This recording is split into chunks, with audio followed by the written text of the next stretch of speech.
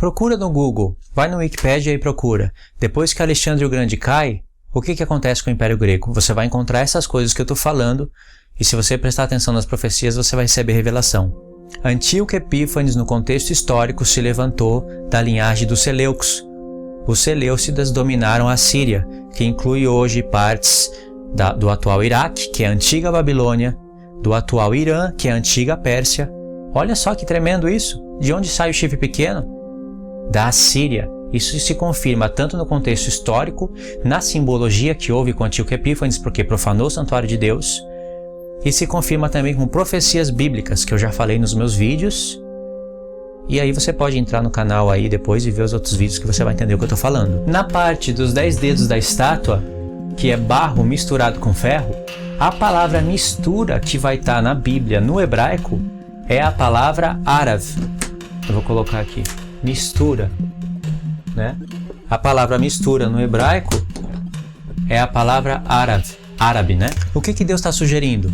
Que barro misturado com ferro tem a ver com o mundo árabe. Árabe é uma etnia. Eu posso ser um árabe e não ser islâmico.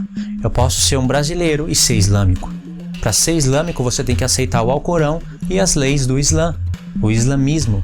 Você precisa obedecer ao Alcorão, ter o seu Deus como Alá, o único Deus, e Mohammed como seu profeta, acima de Jesus. Aí você é islâmico.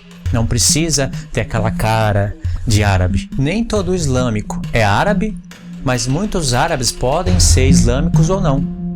Islamismo é uma religião. O que Deus está sugerindo aqui?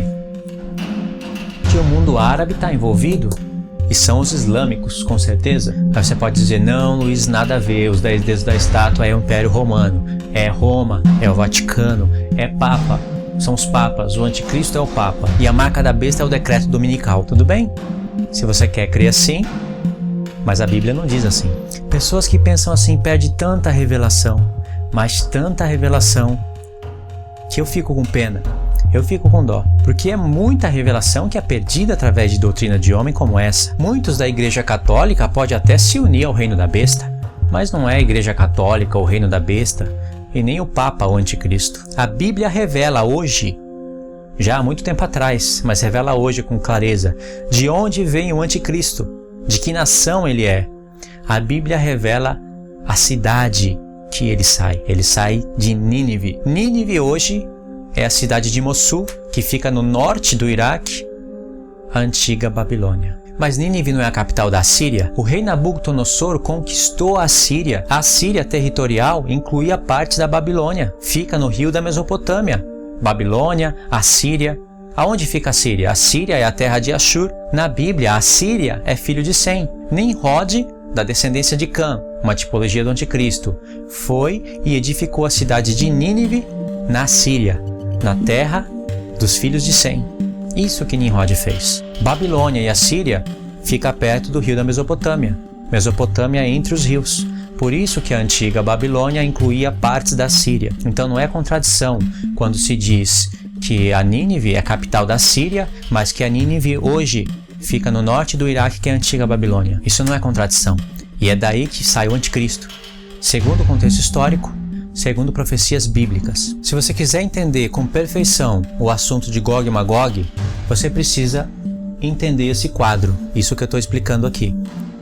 Só que para entender esse quadro, você precisa de duas coisas. Você vai precisar entender primeiro sobre os filhos de Noé e sobre as festas de Deus.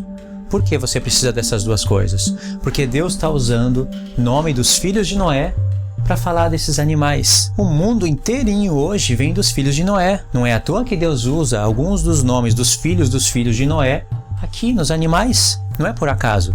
Só que a nossa Bíblia acabou escondendo isso daí.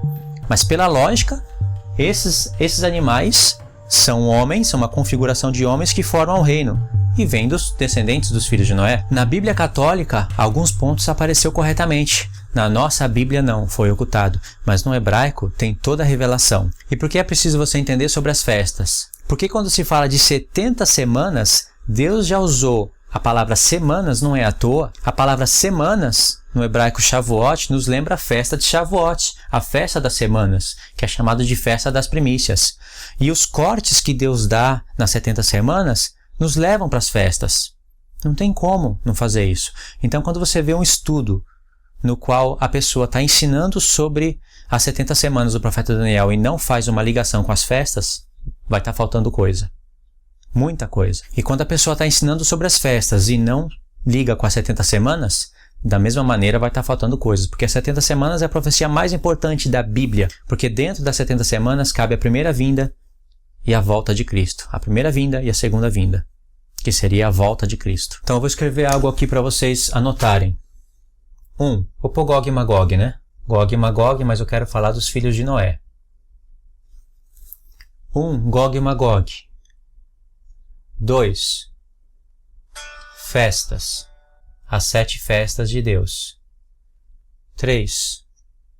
70 semanas. As 70 semanas que aparecem no profeta Daniel. Gog e Magog, as 7 festas de Deus e as 70 semanas são assuntos que estão todos ligados uns com os outros. Ainda teria as 2 casas de Israel, eu só não vou pôr aqui para não misturar muita coisa no vídeo, mas todos esses assuntos estão ligados. Eu poderia colocar também aqui 4, as 2 testemunhas, que aparece em toda a palavra de Deus. As 2 testemunhas. Gog e Magog, as 7 festas, as 70 semanas, que aparecem no livro do profeta Daniel, as 2 testemunhas, são assuntos que estão todos ligados. Esses assuntos se cruzam no final. Eles se encaixam perfeitamente uns nos outros. Só que a gente precisa entender o contexto de vida dos filhos de Noé, as promessas que foram feitas aos 3 filhos de Noé, entendendo a literalidade de como se desenvolveu as nações, mas o lado espiritual, que é o mais importante, que Deus projetou ali nos 3 filhos de Noé, você vai passar a entender muitas coisas sobre as 2 casas de Israel, sobre as festas, Gog e Magog, as 2 testemunhas, precisa entender sobre os filhos de Noé. É um ponto-chave. Dos filhos de Noé se desenvolve as nações, os reinos, os impérios. Até Israel vem dos filhos de Noé. Então é preciso entender o que Deus falou para Sem, para Cã e para Jafé. Por exemplo, os Medos e os Persas. Os Medos, na verdade, é Madai. Eu vou colocar aqui Madai. E Madai é filho de Jafé. Madai é irmão de Magog. Grécia, o que você está lendo na Bíblia como Grécia, no hebraico é Javã e aparece na Bíblia Católica. Javã é irmão de Magog e de Madai. Eles formaram o reino dos gentios, Grécia. O que você está lendo na Bíblia como Roma é Roma mesmo. Não tem nenhum filho de Noé que chama Roma, os romanos. Mas os romanos são filhos da Grécia, são descendentes dos filhos de Noé. E Babilônia? Não tem nenhum dos filhos de Noé que se chama Babilônia. Babilônia significa confusão. O que você está lendo na Bíblia como Babel, Torre de Babel, e futuramente no tempo de Nabucodonosor como Babilônia, é a mesma palavra. Só que no português está Babel e Babilônia. No hebraico é Babilônia, Babel, né? Que significa confusão, porque foi ali que Deus confundiu as línguas. Antíoco Epífanes é uma figura do anticristo, uma grande figura, mas não mais que Nimrod. Por isso que tem profecias falando da Síria, mostrando ela como o último reino na terra. Falando de Nimrod. Nimrod é um prototipo do anticristo. Profecia falando dos cananeus. Profecias importantes. Então, quando Deus deu esses sonhos para o profeta Daniel e usou os nomes dos filhos de Noé, Deus estava chamando a atenção do profeta Daniel e de qualquer outro servo de Deus ou profeta de Deus para olhar para o que foi dito para os filhos de Noé, para olhar para as coisas que Deus falou para Noé e falou para os 3 filhos de Noé, porque é algo tremendamente espiritual. Eu coloquei aqui a figura do sumo sacerdote no dia da expiação, fazendo expiação pelos pecados do povo, e o chifre pequeno. Só que eu acho melhor não explicar nesse vídeo. Esse vídeo eu vou finalizar aqui, e no próximo vídeo, deixa eu focar meu rosto aqui, e no próximo vídeo eu vou começar a explicar sobre os filhos de Noé. E aí eu vou estar lembrando vocês desse quadro aqui. Eu vou formar esse quadro de novo, só que um pouquinho mais espremido, porque eu vou pôr os filhos de Noé no quadro. Entendeu? Esse vídeo foi só mais para você se conectar nos sonhos e nas visões, e foi um resumo. Tem muito mais coisas para se explicar. O que nós aprendemos aqui hoje? Você aprendeu que Deus muda as figuras, mesmo falando dos mesmos reinos, para acrescentar detalhes de revelações. Pode colocar isso, né? Número 1. Número 2. Você aprendeu que mesmo Deus acrescentando novos detalhes em uma segunda visão ou em uma terceira visão, você vai precisar da visão anterior para você entender bem a visão. No caso aqui, da segunda visão, Deus já mostrou o reino da Grécia dividido. Só que a explicação disso daqui só no capítulo 8, através de outras figuras falando do mesmo reino. Então é preciso olhar para as visões uma por uma e somando uma com a outra.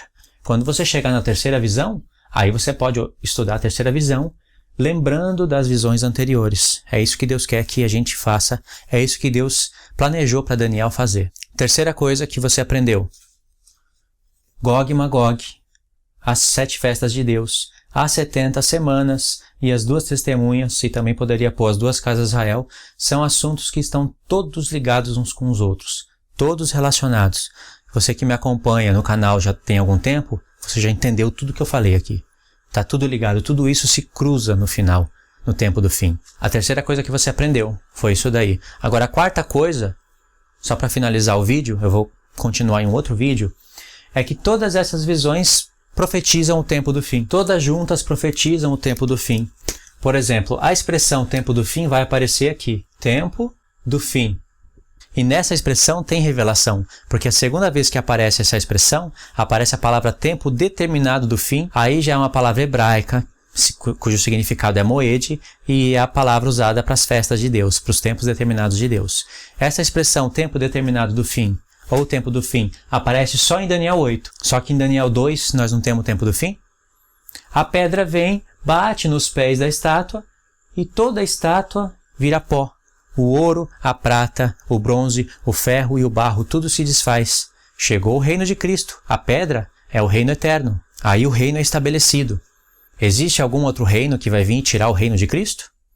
Já foi falado que a pedra que vem é um reino eterno, enche toda a terra. Então é o tempo do fim. Na visão do capítulo 7, que está em paralelo com o capítulo 2, já não é a pedra que vem e bate nos pés da estátua. Aí já é o ancião de dias que vem e faz justiça aos santos.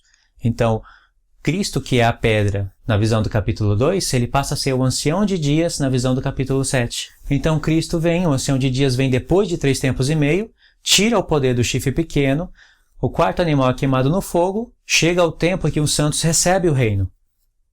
Tempo do fim. Não está escrito tempo do fim, mas é o tempo do fim. E aqui a própria visão diz que é para o tempo determinado do fim. Ou seja, todas as visões profetizam o tempo do fim. Ok, irmãos? Esse vídeo eu vou finalizar aqui. Eu quero que você assista a continuação desse vídeo, desse estudo. Vai ter coisas novas ali. Não perca o próximo vídeo. A gente se vê no próximo vídeo, ok? Deus te abençoe. Fique na paz de Cristo. Amém.